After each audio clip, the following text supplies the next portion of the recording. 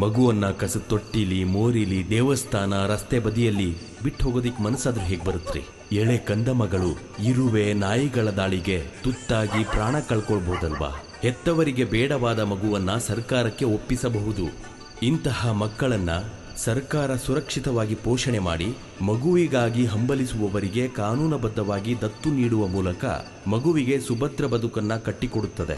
1098 ಮಕ್ಕಳ ಸಹಾಯವಾಣಿಗೆ ಕರೆ ಮಾಡಿದಲ್ಲಿ ನೀವು ಇರುವಲ್ಲಿಯೇ ಬಂದು ಮಗುವನ್ನ ವಶಕ್ಕೆ ತೆಗೆದುಕೊಳ್ಳಲಾಗುತ್ತದೆ.